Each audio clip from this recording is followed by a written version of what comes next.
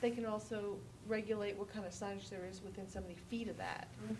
And that, There's no conflict. there's no between those conflict. two within the Right. area. Other questions, comments? Okay, So- next step, it'll be, I'll ask you to set a public hearing, and then February 7th, we'll have the public hearing with no action to follow.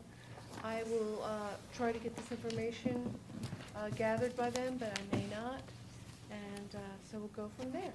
Thank you. Sean, only one last question. How much public input have you had so far at the planning commission? Just one public hearing or? We've had 2 public hearings, because if you remember, city council remanded it back when staff received that legal advice, for them to look at it again, based on that legal advice. So they've had 2. There has been, I believe, significant public comment, and all the public comment that was received is outlined in your agenda bill tonight. So, and we believe that we've addressed most of the business concerns other than the off-site signs. And could you relay to the planning commission how much we do appreciate the work Yes, they've I done? will. And your staff as well.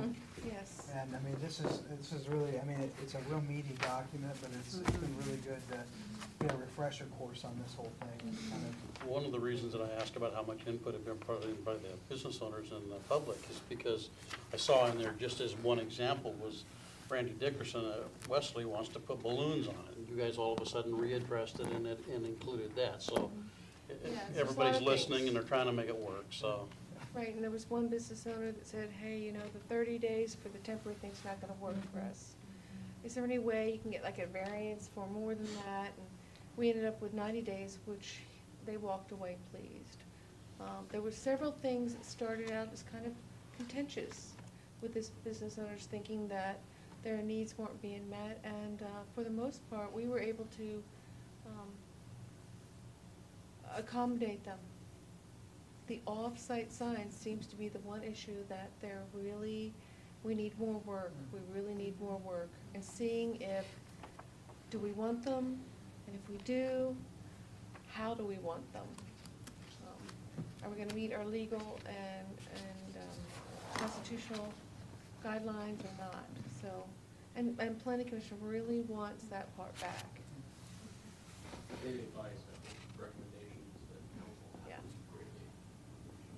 greatly. I've got a question about those banner signs. When we say 90 days, is that 90 days from total for the year for any type of banner sign? Yes, because banners are a temporary sign, they're not a permanent sign. Okay. They're not made to be permanent. Right. Um, Right. But a lot of them have like, 3 times a year or 4 times a year, I have a special sale. And so that's what they're for. Okay.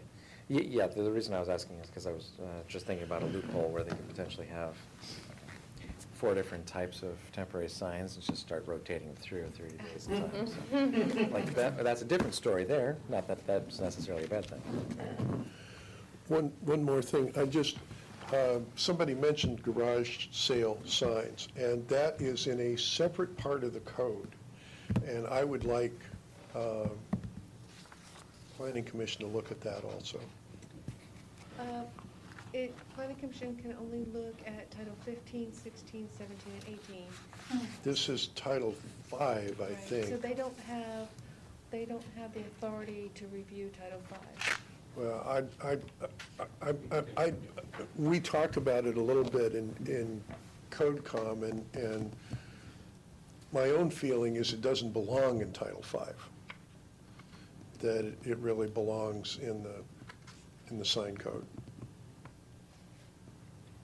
Sounds like you might have a recommendation if you decide to bring that forward to us. There's Did you hear a that, code Paul? enforcement issue. Did you hear what the mayor said? Yes. Okay. Any other questions on sign stuff? So we'll have this under consent on Monday to set the public hearing. Yes. Public hearing happening. On Tuesday the 18th, Yes. setting the hearing for Monday the 7th. Yes. Perfect. Okay, Carol, annexation. Yes, council at its last regular meeting authorized setting a public hearing. That meeting has been set. The property's posted, and I would like just remind you that we'll be holding a public hearing that evening.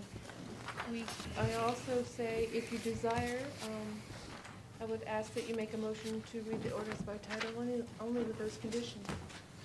Sean? Andrew, and this would be coming back on the 7th as well? No, it depends. If council's ready to take final action on the 18th, it will be final then, and then I would prepare the census work that's involved. The recommended action goes on the back side. We set the hearing at the last meeting. Yes. Right. Gotcha, okay. How many residents will we be getting in this city? Not that many. I know that the Carrolls have, I think, 3 children. I'm not even sure they all live there. And then there's 2 other people that live there. Most of the houses are vacant. And there's only a few parcel owners. One of them has 3 little lots. And Other questions? Rod? You had a comment last council meeting about the process we'd used for the annexation. Did you get your answers from, did you meet with Joanne? Okay, I'm just curious, because I know, like I made the comment that night, we haven't changed the process of how we're doing this. I just didn't understand the first part of it, and Joanne was Okay. on it just like that. And this is really a good refresher course on this whole process, because the times we've had the process in the last couple of years, we didn't go all the way through with it. We Correct. stopped it before we correct. got But this we had a started. time period there that we were going through these things so often, we could almost sleep at night and recite the words.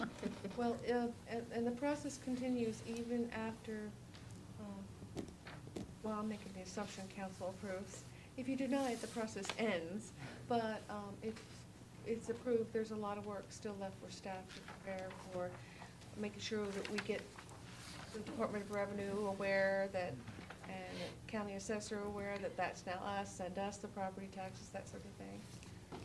Are there, to refresh my memory, are there any property owners that are not in favor of being annexed, that will be annexed? None of them have said they are not in favor. There is one gentleman, his name is Mr. Johnson, who,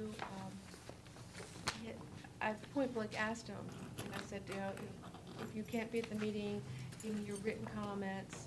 Are you against this? But he's not against it, he says. It's just not good timing for him, because he wants to develop his property, and and it's the tax, having to fight his tax assessment, which city staff will assist in any way we can. We plan on preparing a letter that goes to the county assessors with our notification, letting them know that there's no, No change in no use. utilities there, so it doesn't make the property more developable at this time. And that was his main concern? Yeah, yeah, and I talk to him almost weekly.